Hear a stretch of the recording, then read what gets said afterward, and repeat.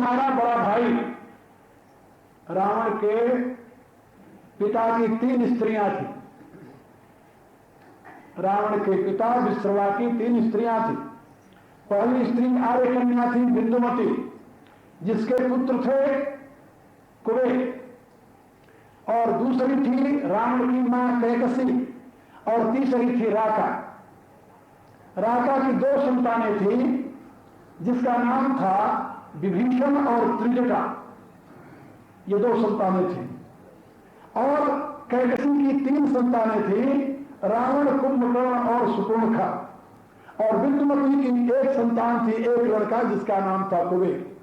कुबेर रावण का बड़ा भाई था, विमाता का पुत्र। देवताओं ने लंका पर विजय प्राप्त करने के पश्चात कुबेर को वहां का गवर्नर बना दिया, अध्यक्ष बना दिया। कुबेर वहां शासन करता था।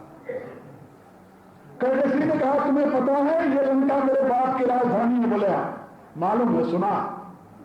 कहा वहां पर तुम्हारा बड़ा भाई राज्य करता है, लेकिन हमारे राक्षस संस्कारों के अनुसार, दैत्य संस्कारों के अनुसार तुम्हें जाकर के उस लंका पर शासन करना है और उससे वो राज्य वापस लेना है। रावण का मां इसके लिए ये कहने की क्या जरूरत है, मेरे बड़े भाई का राज्य मेरा अपना राज्य है। उसने कहा नहीं, ये तुम्हारे संस्कारों में है, मेरे संस्कारों में नहीं है। तुम्हारा कर्तव्य है मेरी आज्ञा का पालन करना, मैं जो कहूं उसको करना। कैकसी की आज्ञा का पालन करते हुए वाल्मीकि लिखते हैं कि वह ऋषि कुमार पहले कुबेर के पास जाकर के दूत भेजता है कि मेरे नाना की राजधानी खाली कर दो, नहीं तो मैं तुम पर आक्रमण करूंगा। कुबेर आकर के विश्रवा से कहते हैं, पिताजी जरा आप छोटे भाई को समझाइए क्या कह रहा है। विश्रवा ने कहा कि बस मेरे से धर्म के नाते एक गलती हो गई है। गलती हो गई है कि असुर कन्या को हमने संतान दे दी है, तो असुर कन्या पिता का संस्कार उसका है। ये जानते हुए मैं धर्म संकट में आकर के उसको नहीं कर सका, और इसके बदले में अब वो अपना काम करेगी और तुम्हें धीरे से लंका खाली करके चला जाना चाहिए। और यही किया, कुबेर ने लंका खाली कर दी। रावण जाकर लंका में रहने लगा। कैकसी ने समझा कि बात तो बनी नहीं, वो चाहती थी कि युद्ध हो, लेकिन युद्ध तो हुआ नहीं। फिर उसने एक दिन रावण को बोला, आज तुम्हें पता है पुष्पक विमान किसका है? कहा किसका है मां? कहा मेरे बाप का। कहा वो तो कुबेर के पास है। कहा वो कुबेर के पास जो है वो तुम्हारे नाना की संपत्ति है, तुम उसके अधिकारी हो। कहा कि तो हम अभी कह देते हैं कुबेर से लौटा दे। कहा ऐसे नहीं। कहा तो फिर? कहा मेरी आज्ञा है, तुम अलकापुरी पर आक्रमण करके उसको अपने पौरुष से जीत कर लाओ। वीर व्यक्ति किसी से भिक्षा नहीं मांगता। माने का उसके दिमाग में बात आ गई। तुलसीदास लिखते हैं, एक बार कुबेर पर धारा, पुष्पक जान जीत ले आया। यहां शुरू हो गया देवासुर संग्राम। मेरे कहने के प्राय कि वह ऋषि कुमार मां की आज्ञा मान करके राक्षस बन गया, गलत रास्ते पर चल पड़ा। अब मां की आज्ञा मानना धर्म है या अधर्म? जैसे रावण मां की आज्ञा मान करके राक्षस बंदी को प्राप्त कर लिया, ऐसे यदि कैकसी कहीं राशि, नाम राशि कई रावण की मां का क्या नाम जान दो? कैकसी। और भरत की मां का क्या नाम था? कैकई। यदि कैकसी का अनुकरण जैसे रावण ने किया, ऐसे कैकई का अनुकरण भरत कर लेते तो क्या होता है? दोनों की स्थिति एक थी। राम जैसे कैकई के महाराज दशरथ के बड़े रानी के पुत्र हैं, विमाता के पुत्र हैं, ऐसे बिल्कुल ऐसे रावण की विमाता का पुत्र कुबेर, बिल्कुल ऐसे। जैसे रावण की मां ने कुबेर को पीड़ित करने के लिए अपने पुत्र को आदेश दिया और उसने स्वीकार कर लिया, उससे राज छीन कर उसके ऊपर बैठ गया। कैकेयी ने भी यही किया था। कैकेयी ने भी धोखे से अपने पति से बर मान करके अपने पुत्र के लिए राज्य की प्रतिष्ठा कर ली थी। यदि महात्मा भरत कैकेयी की बात मान जाते तो क्या होता, सोचिए जरा। फिर रामायण होती है और रामायण होता है। इसलिए मैं आप लोगों को बता रहा था कि धर्म क्या है इसका निर्णय करना बड़ा मुश्किल है। कभी कभी मां की आज्ञा का उल्लंघन करना ही धर्म होता है और कभी मां की आज्ञा का पालन करना धर्म होता है। कभी मां की आज्ञा मनुष्य को नरक में डाल सकती है और कभी मां की आज्ञा मनुष्य को स्वर्ग पहुंचा सकती है, उत्थान की दिशा दे सकती है। लेकिन मां की कौन आज्ञा माननी चाहिए? शास्त्र ने तो कह दिया मां चलो हो। बाप की कौन सी आज्ञा माननी चाहिए? ये चिंतन का विषय। यदि आपने अंध हो करके उसका अनुकरण किया तो आप पतित भी हो सकते हैं। हम देखते हैं रामायण में, महाभारत में देखते हैं और धर्मशास्त्र में देखते हैं 6 काम ऐसे हैं जिनको करने वाला आतताई कहा जाता है। उसमें पहला काम है अग्निदो गर्भस्य युवा शस्त्र पानी धर्म का क्षेत्र द्वारा पड़ता से सौंदे आतताई रहे। उसमें सबसे पहला काम है घर में आग लगाने वाला अग्निदो, दूसरे के घर में आग लगाने वाला आतताई है। तो हनुमान जी ने सारी लंका फूंक दिया, उनको क्या कहेंगे? क्या कहेंगे? एक कहेंगे कि वो आतताई है? नहीं, कोई नहीं साहस कर सकता। बल्कि हम स्तुति करते हैं लंका नमामि तुम प्रांजलि आंजनेय। हम हाथ जोड़कर उनकी स्तुति करते हैं कि आपने लंका को फूंक दिया। क्यों भाई? कारण क्या? इसलिए कि हनुमान का उसमें कोई स्वार्थ नहीं था। हनुमान ने तो केवल अपने स्वामी के कार्य की सिद्धि के लिए जो कुछ किया वो सब उसी के लिए किया। उनका अपना कोई स्वार्थ नहीं है। जो दूसरे के घर को फूंकता है उसका भी घर तो फूंका ही जाता है ना। और जो दूसरे के घर को फूंकता है, किसके घर को फूंकता है? जो निर्बल हो गए हैं। तो दुनिया में एक सबल शक्ति भी है। वह सबल शक्ति उसके बदले में उसका भी घर फूंक करके बताती है। राम क्या करता था? तुलसीदास लिखते हैं जय जय जय नगर गाँव आग लगाई शुभ आचरण कतहु नहीं होई देवकी प्रभु मानन कोई। आप सोचिए, जो सदियों तक दूसरे के घर में आग लगवाने का ही काम करता रहा और यदि उसका घर न जलता और वैसे ही प्रसन्नता से विदा हो जाता है दुनिया से, तो उसको कैसे लगता कि पाप का दंड भी मिलता है? जैसे को तैसा भी मिलता है। इसलिए तुलसीदास जी कहते हैं कि भगवान के इस काम को पूर्ण करने के लिए हनुमान जी ने निश्चय किया कि इसको भी सबक सिखानी चाहिए। और जो हनुमान जी लंका को फूंक दिए तो तुलसीदास जी क्या लिखते हैं? तुलसीदास जी लिखते हैं कि जब लंका जलने लगी तो रावण घबरा कर देखने लगा, ये क्या हो गया? ये क्या हो गया? साधु अवज्ञा कर फल ऐसा जरई नगर अनाथ डर जैसा। जैसे किसी अनाथ का घर जलता है वैसे रावण की लंका जल रही। इतना ही नहीं, रावण जब गर्जन करता था तो पृथ्वी कांपती थी, देवताओं की स्त्रियां भयभीत होकर के गर्भपात कर देती थी। बड़ा भयंकर आतंक था रावण का। लेकिन भगवान राम ने प्रतिज्ञा कर ली। मैं ये की बात सुना रहा हूं आपको। भगवान राम ने प्रतिज्ञा कर ली, निश्चल ही न करूं भुज उठाई प्रणकीन, सकल मुनि के आश्रम जाय जाय सुख दीन।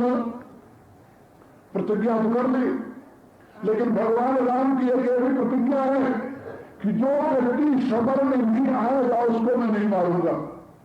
समर विमुख में हतऊ न काबू, जो समर भूमि में नहीं आए उसको मैं मारूंगा नहीं। फिर निश्चयहीन कैसे होगा भाई? छोटे छोटे बच्चे तो समर में नहीं आएंगे युद्ध करने, और यदि निशाचरों की औलाद जीवित रही तो आपकी प्रतिज्ञा क्या करेगी? निश्चयहीन करो मेरी प्रतिज्ञा है। हनुमान जी ने कहा कि प्रभु मैं एक काम में पूरा करूंगा, ये काम मैं पूरा करूंगा। जब लंका को फूंक दिया तो उसी आज लिखते अपने किताबी में कि जब वहां पर छोटे छोटे बच्चे स्त्रियां भगने लगे तो हनुमान जी ने अपनी चारों तरफ से पूंछ घेर ली और सबको इकट्ठा कर लिया और पूंछ में लपेट करके जात धाम बाल वृद्ध जब तिल धान है और स्वाहा स्वाहा हाथ कर के हनुमान है, सबको उठाकर जलती हुई आग में डाल दी। कहा उस समय तो निपट गए, बाकी बाद में क्या कोई स्त्री गर्भवती नहीं हुई? क्या हुई? क्या उसका क्या किया? तो हनुमान जी ने जब लंका जला करके वहां से प्रस्थान किया तो तुलसीदास लिखते चलो तुम्हारी गरज भारी, इतनी जोर की गर्जना की कि सारी स्त्रियां जो गर्भवती थी डर के मारे गर्भवती सुनी निश्चर नारी, सबके गर्भ गिर गए, वो भ्रूण बालकों भी समाप्त हो गए। कहा बाद में कोई गर्भवती नहीं मिल गया?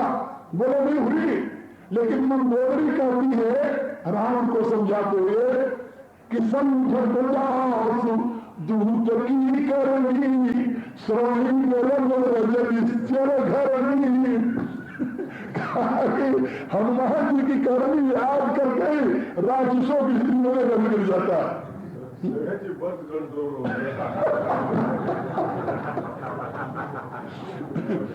मेरे कहने लिख रहा है, आप इसे क्या कहेंगे? भगवान के कार्य की सिद्धि में हनुमान जी प्रत्येक कार्य करने के लिए तत्पर है। वहां धर्म एक है, क्या? राम का, यही धर्म है उनका, और कोई धर्म नहीं। जो कुछ करते हैं अपने प्रभु की इच्छा की पूर्ति के लिए करते हैं, बस। हमारे प्रभु की प्रतिज्ञा पूरी हो जाए। मेघनाथ जब बाण करके रावण के सामने ले गया हनुमान जी को, सुंदरकांड आप लोग पढ़ते हैं, तो हनुमान जी से रावण ने पूछा क्यों मारा तुमने, बालिका क्यों उजारी? तो अपना उत्तर दिया, कहा प्रभु खाए फल प्रभु लागी भूखा, भूख लगी थी तो मैंने फल खा लिया। भूखे का आहार पर अधिकार होता है, हम तुम्हारी तरह मांस तो खा नहीं सकते थे, फले खाते आगे, तो फल लगा हुआ था मैंने खा लिया। कहा तूने वृक्ष क्यों तोड़े? कहा कभी स्वभाव तोड़े भूखा, कहे तो हमारी जाति का स्वभाव है, जब फल खाते हैं तो दारू कर खींच रहे थे, टूट जाती है अपने आप। कहा फिर मारा कौन? कहा जो ही मारा ही मैं मारा, जिसने मुझे मारा उसको मैंने भी मारा। ये तो सेल्फ जो डिफेंस है, ये तो बाइला यानी निश्चित है, तो हमने सेल्फ डिफेंस में मारा। कहा फिर अब बराबर की बात हो गई, बोलो ना अभी पटी सटी नहीं हुई। जो मुहमारा कहीं मारा तापर बांधे तो नहीं तुम्हारा, जिसने मुझे मारा उसको मैंने मारा, लेकिन तुम्हारे पुत्र ने मुझे बांध करके एक और पहल की है अपनी तरफ से। काफिर का इसका बदला बाकी।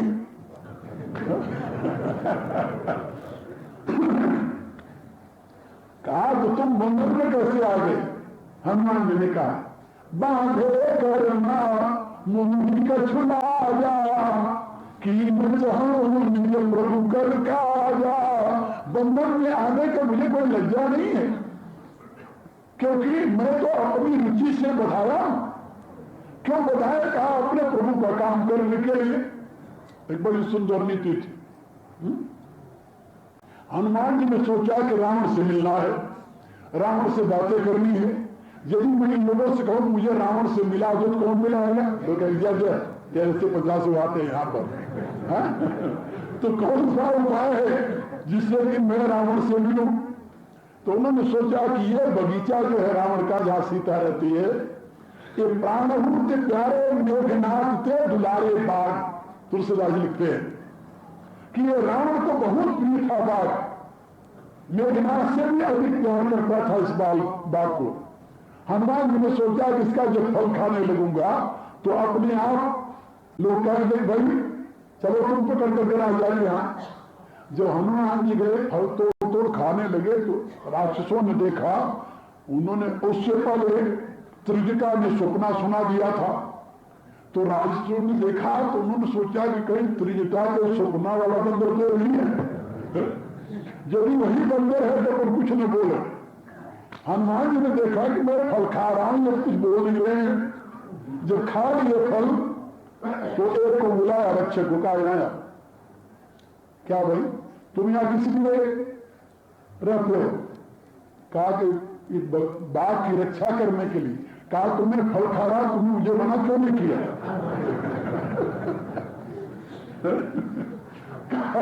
कहा यार भूखे के फल खा रहे थे इसलिए मना नहीं किया। कहा तुमने जब दाल तो मिलेगा तब क्यों नहीं मना किया? इसलिए तुम लोग सही स्वामी भक्त नहीं है। इतना कहकर उन्होंने मारना शुरू किया। जब मारना शुरू किया तो वो दौड़ करके गए। जो उसका हेड था वो आया, उनसे बताया मुझे मारा है, दाल भी खाया, फल भी खाया, वृक्ष भी पाया और मारा भी। युद्ध हो गया। हनुमान जी ने सोचा कि यही एक रास्ता है, आप लोग नहीं अपना लेना है रास्ता। यदि आप लोग किसी मंत्री से मिलना है और जहां पहुंच गए उसके दरवाजे पर और बाहर जो गेट पर खड़ा हुआ है, बातचीत बिना किए तो 2 रुपये मारो, अपने आप पकड़ कर ले जाएगा। देखो मंत्री साहब रीति ठीक नहीं है, लेकिन हनुमान ने नहीं अपनाया और उन्होंने मार करके अपने आप मेघनाथ आया और बांध करके उनको ले गए रावण के सामने। उन्होंने कहा कि मैं तो मेरे प्रभु का काम करने के लिए, काम क्या करना था तुम्हें समझाना, इसलिए मैं तुम्हारे पास आने की यही तरीका था मेरे पास और कोई दूसरा तरीका नहीं था। तो बांधे करना मोही कछुला जा कि निज प्रभु कर का जा। कहा तुम्हारे प्रभु का काम क्या है? कहा वही तुम्हें करने जा रहा हूं, विनती कर रहा हूं, जो भी कर रहा हूं, सुनो मान कली मोर सिखाओ। कहा तो हनुमान जी ऐसे राम भक्त उसकी प्रार्थना विनती करो। कहा विनती क्यों करते हैं? एक दिन मैंने बताया था कि उनका कजन ब्रदर है, बड़ा भाई है, बड़े भाई के सामने विनती नहीं करते और क्या करते, लेकिन उसने कहा जरूर कि मैं अपने इस बांधे का बदला अवश्य लूंगा और बांधे को होगा बांधे की जरूरत में लूंगा, लंका को फूक। मेरे कहने का अभिप्राय कि हनुमान ने जो जो काम किए अपने प्रभु के लिए किए और उनके कार्य को आप देखेंगे तो आपको लगेगा कि ये तो अधर्म है। यदि हनुमान जी सोचते कि ये अधर्म है, यदि इतने धर्म भीम होते, धर्म की यथार्थ मीमांसा हनुमान जी मर मानते होते तो शायद ही लंका पर विजय प्राप्त होता। इसलिए मैं आप लोगों को बता रहा था कि धर्म क्या है, अधर्म क्या है, इसका निर्णय करना बड़ा मुश्किल है, बहुत मुश्किल है। मर्यादा पुरुषोत्तम भगवान राम के जीवन को देखिए, लक्ष्मण के जीवन को देखिए, भरत के जीवन को देखिए, हनुमान के जीवन को देखिए।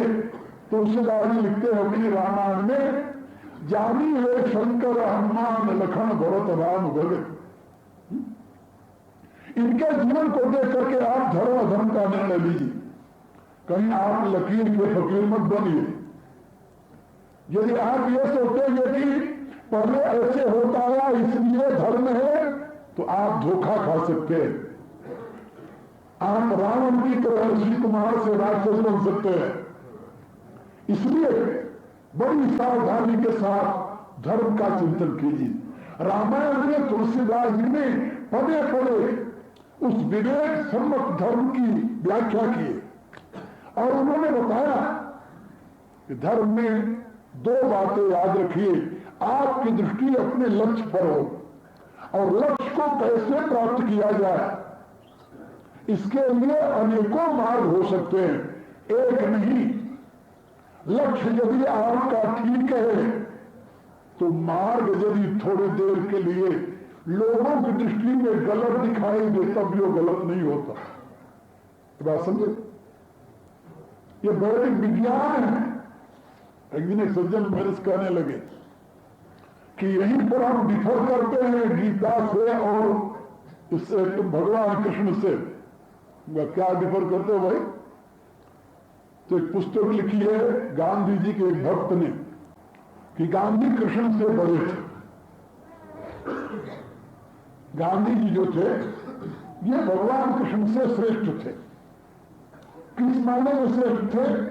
कहा भगवान कृष्ण लक्ष्य की पूर्ति के लिए मार्ग की महिमा को स्वीकार नहीं करते थे, लेकिन गांधी जी ने कहा कि यदि तुम्हारा लक्ष्य ठीक है तो मार्ग भी ठीक नहीं है तो तुम कभी लक्ष्य तक नहीं पहुंच सकते।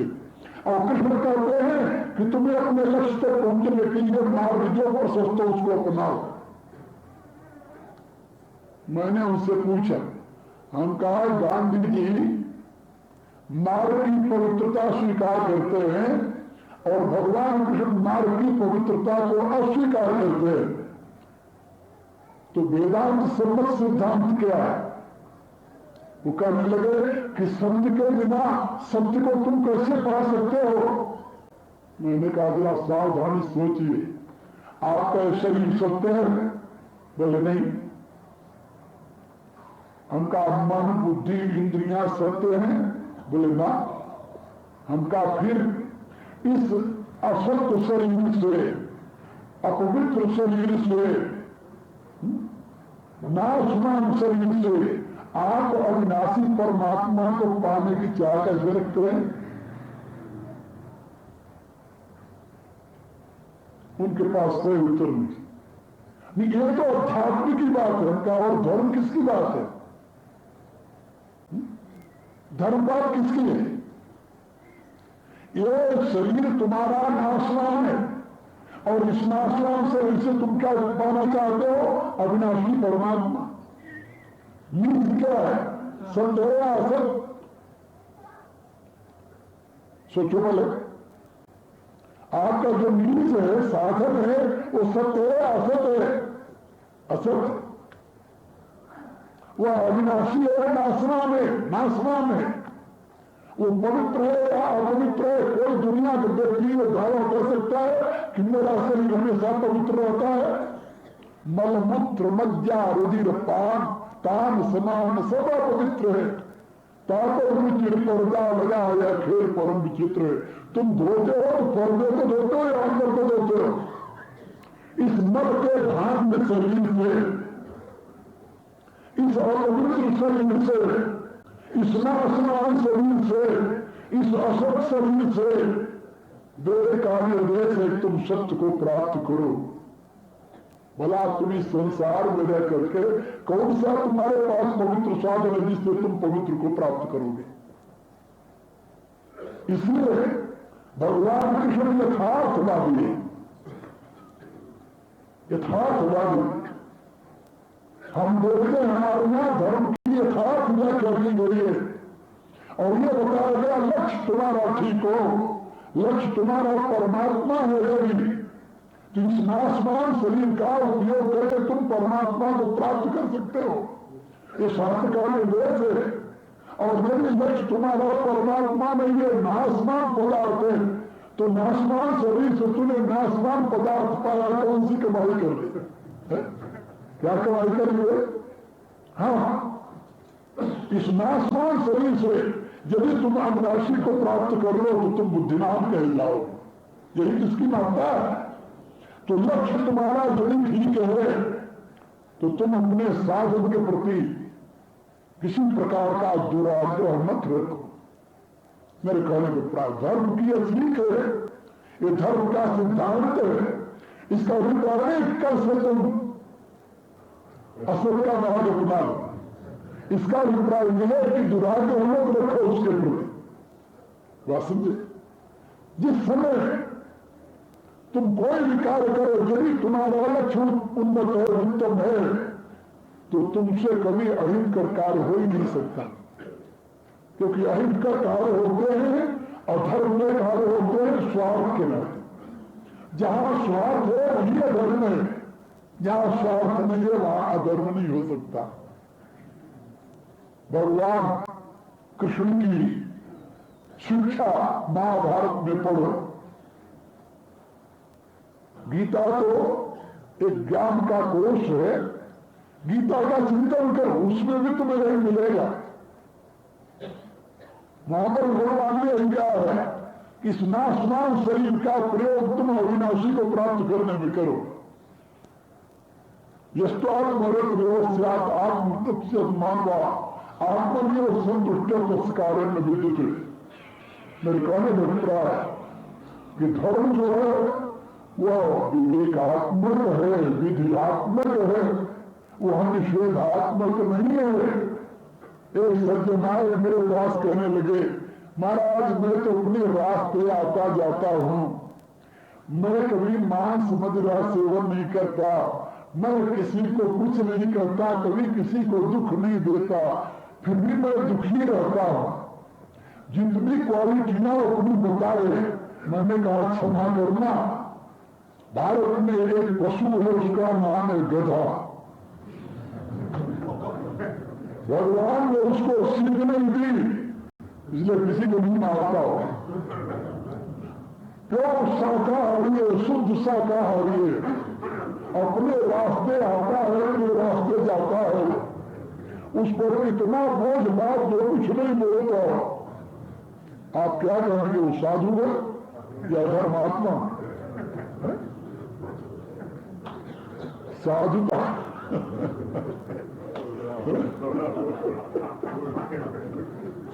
साधुता का अर्थ नहीं होगा, क्या सुनिए? धर्मात्मा का अर्थ नहीं होगा। धर्म जो है वो विधियात्मक है, क्रियात्मक है। तुम कभी किसी दूसरे के दुख को तुम करने में संलग्न नहीं हो तो तुम धर्मात्मा नहीं हो। सबसे आगे अगर तुम सत्य का प्रतिपादन नहीं करते तो तुम धर्मात्मा नहीं हो। यदि तुम्हारे में सामर्थ्य होते हुए भी किसी अपराधी को क्षमा करने के साथ में तुम धर्मात्मा नहीं हो। यदि तुम्हारी बुद्धि पूर्ण सजग और विकसित नहीं है तुम धर्मात्मा नहीं हो। यदि तुम्हारे जीवन का लक्ष्य महान नहीं है तो तुम धर्मात्मा नहीं हो। मेरे कहने के प्राय धर्म जो है वह विधियात्मक है, निषेधात्मक नहीं। इसलिए रामायण का चिंतन करो, मनन करो, भजन करो और धर्म को यथार्थ रूप में समझकर उसका पालन करो। आजकल हमारे समाज में चारों तरफ एक आवाज उठ रही है धर्म निरपेक्षता की। उसका अभिप्राय है कि धर्म माने पूजा पाठ। लोग यही समझते हैं धर्म माने पूजा पाठ, और पूजा पाठ की कोई आवश्यकता नहीं है। अपने राज संचालन में तुम पूजा करो तब भी ठीक है, न करो तब भी ठीक है। लेकिन धर्म माने पूजा पाठ नहीं है। पूजा पाठ करना धर्म का अंग नहीं है, याद रखो। धर्म के जो सार्वभौम सिद्धांत हैं उसमें पूजा करना और न करना कोई अर्थ नहीं रखता। रामायण में भगवान राम से पूछा गया धर्म क्या है, वो कहते हैं पर हिंदू सभी धर्म नहीं भाई, पर इंडिया सब नहीं अधमाई,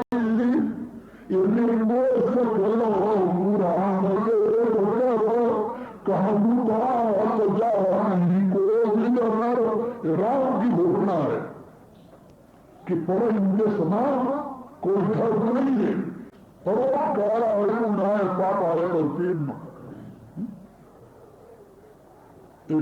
महापुरुष ने लिखा है अष्टादश पुराण व्यास स्वरम 18 पुराणों में व्यास में दो करे, पर काला है पाप है करती है।